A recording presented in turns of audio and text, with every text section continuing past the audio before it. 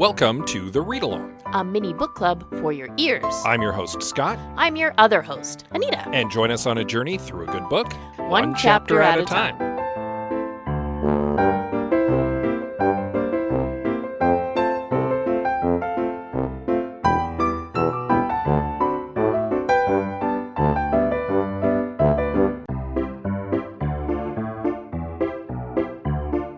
Do you like talking about movies? Do you like talking about mediocre movies? Do you like talking about how you could have fixed mediocre movies? Well, I certainly do, and you can listen to me, Scott C. Bourgeois, along with my co-hosts Greg Beaver and Liam Creswick, as we give our notes, and I have some notes. You can follow it now on your podcatcher of choice, or support it by visiting patreon.com/IHaveSomeNotes.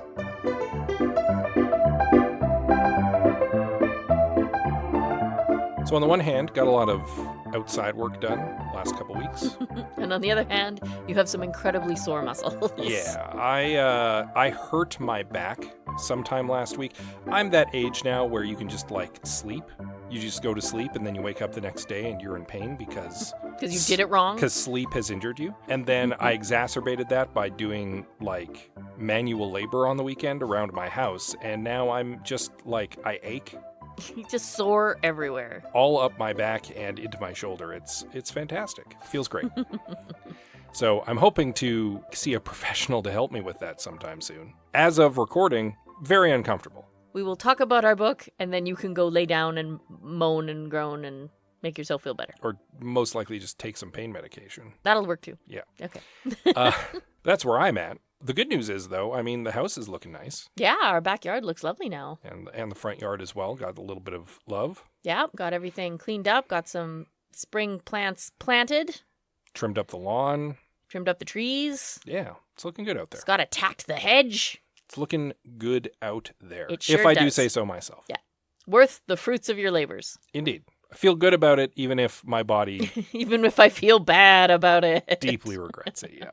At any rate, we did, of course, still have time to read our next chapter, which we have done. So we'll segue into that with a brief recap of our previous chapter, chapter 21, in which the girls do a little bit of sleuthing, trying to piece together the pieces of puzzle that they've already got. Yeah, they do some magic science. They do some magic science, which turns up some suspicious blood samples. Indeed. They also crash a vampire funeral. Which is weird. But they do it. Yeah. And they believe that they may have stumbled upon the reason behind the ritual, even if they haven't figured out exactly what that means. Yes. And that leads us into chapter 22 of The Undetectables by Courtney Smyth.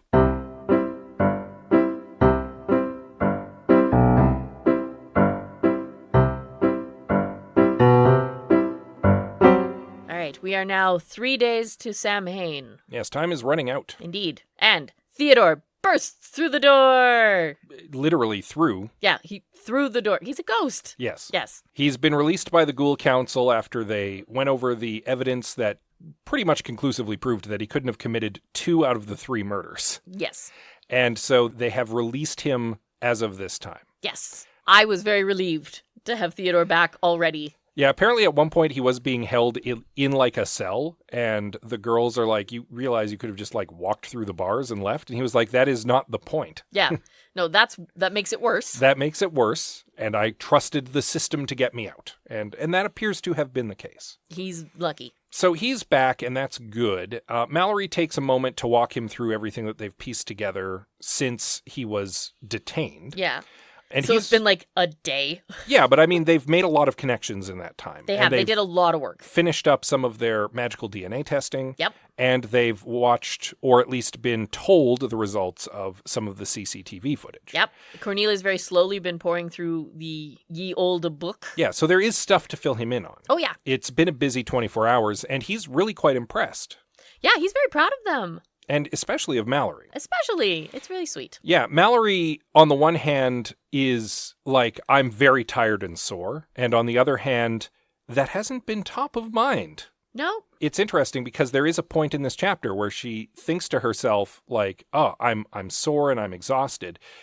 and I need to take a break. But at the same time, she's been so motivated and invested in solving the crime that it has not been top of mind for the last, day or two. Yeah, interesting, hey? Yeah. That she's been able to push past it and be focused on something else. That's probably a good thing. Yeah, I would say positive character growth. Yeah. Yeah, she hasn't twigged to that fact yet. I know. But it is there. So now here's where things kind of take a turn for the weird. Yeah, because Mallory goes to take a break after filling in Theodore and everything. Yeah, she needs a drink and a snack and probably a nap. And her, afternoon medication. Yeah. And so she takes, a half-hour break. And when she comes back, Theodore is showing Jacob all around the laboratory. Very awkwardly and adorably and, at least to me, worryingly. Yeah, very worryingly. Just giving Jacob access to all of their secrets. Now, Jacob says that he turned up because after their little chat at the vampire funeral, he felt really bad about Cornelia. He wanted to turn up to offer some, firsthand condolences, bring her some donuts, the only thing he could think of that might make her feel a little better, which on the one hand, touching. On the other hand, we suspect him of being the murderer. Right? So I'm sure to our characters, it is in fact just a very kind gesture. He's just, trying to be nice. But to Scott and I as readers, we're like, oh no, they've let him in. Yeah, there's a bunch of red flags that pop up in this too. It really reads like he may have been visiting to offer his condolences to Cornelia only partly sincerely. Yeah. We've suspected that the Whistler is committing these murders out of a sense of obligation. Doesn't take pleasure in the fact that this is a necessary evil. So I buy that on one level he legitimately feels bad that this has happened. But on the other hand, he's probably the one doing it. Yeah. Number two, it's also an opportunity for him to catch up on where their investigation is at. And I would suspect, pleasingly to him, he's not a suspect at all. No. He also takes the opportunity to drop some interesting clues to them about the nightmare and Detective O'Sullivan, who he can clearly see on their suspect board is two of their prime suspects. Yeah. So that he can keep them pointed at them. He also then is like, oh, I need to be on call at the Nightmare's office just in case there are more murders. Ha ha ha. And then laughs awkwardly about that, which is that's great.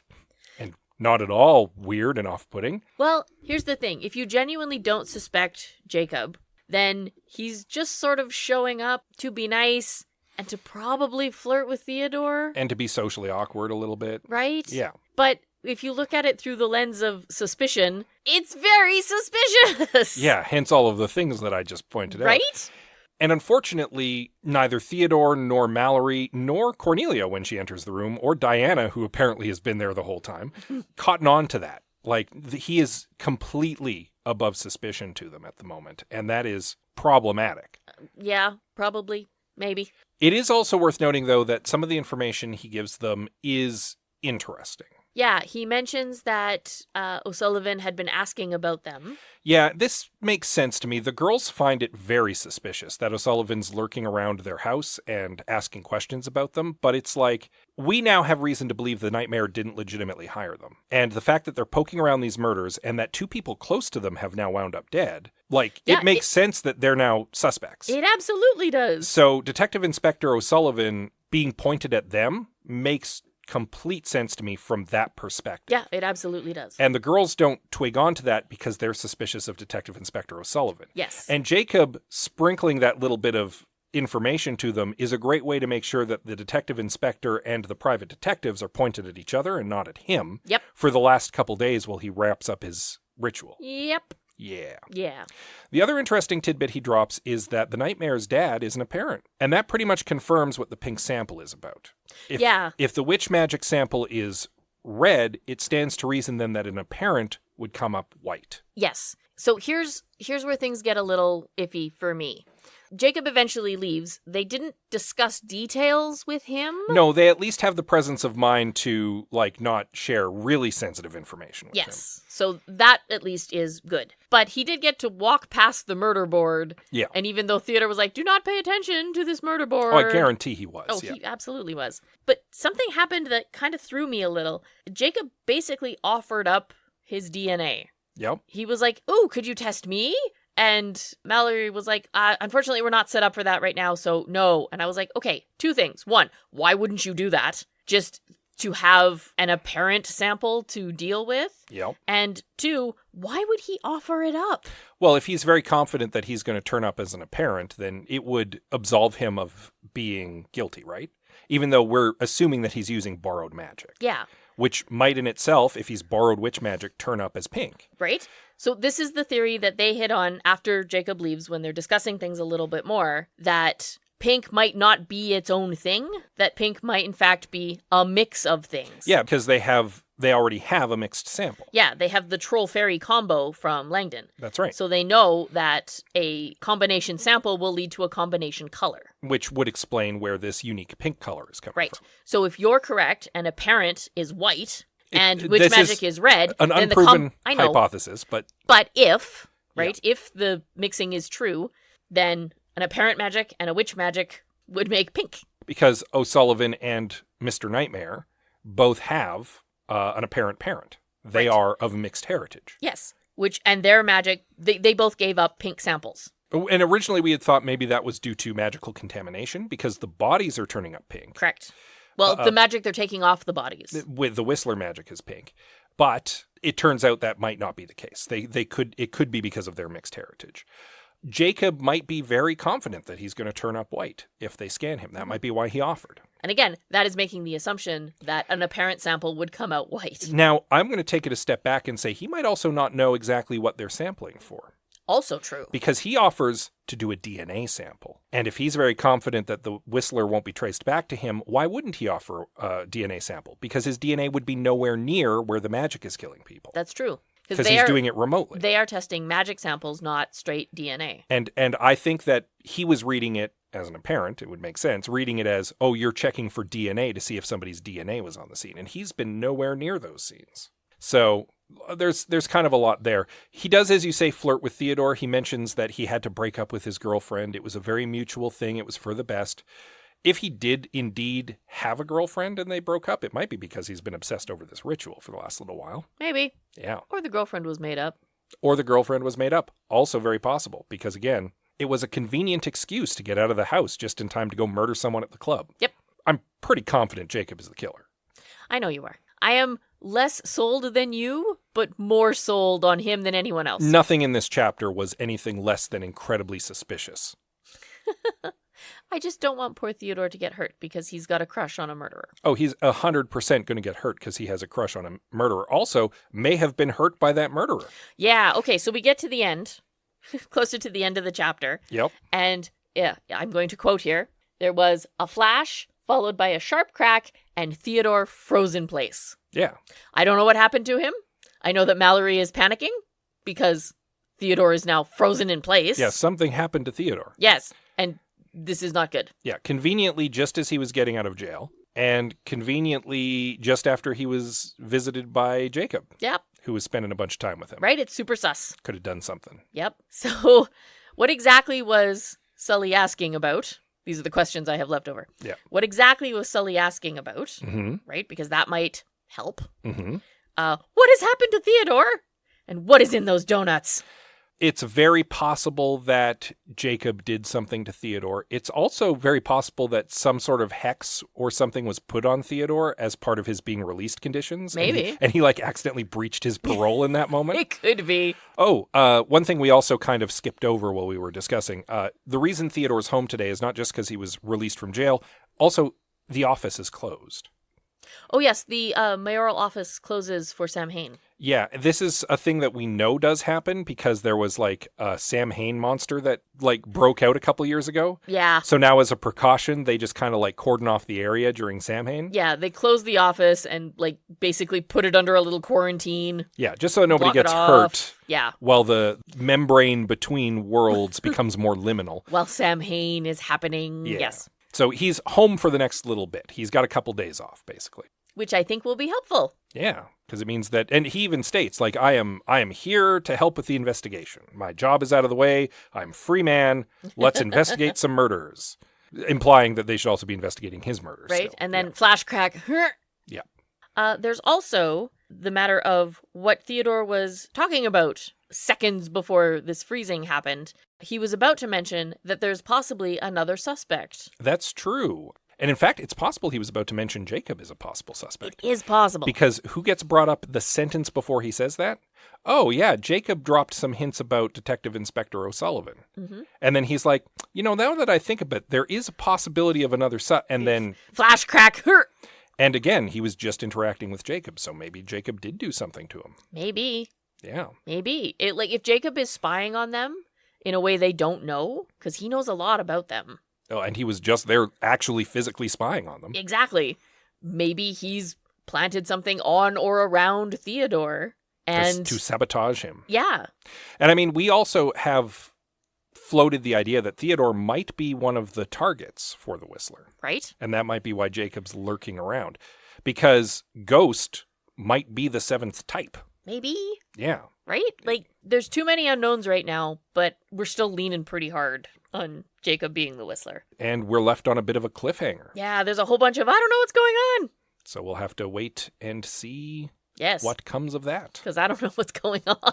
Yeah. The good news is that we don't have to wait long. We just have to wait another week. Yep. And that gives you time to read up on that chapter. Yes. And find out what's going on. You can read up on Chapter 23, and in the meantime, give us a little rating and a review on your podcatcher of choice. Because we appreciate those. They're nice. Helps us out with our visibility and such. You can also reach out to us on social media. Absolutely. Pick your poison. We are on X, Instagram, Facebook, Goodreads, Blue Sky. I think that's it. We are at The Read Along on most of them. Anything that needs an at. Yeah. Really? Another thing that needs an at is an email address. Yes. Where you can also reach us. We are thereadalong@gmail.com. And with that said, as always, we love you very much, and we'll see you next time. I'm super sus of those donuts.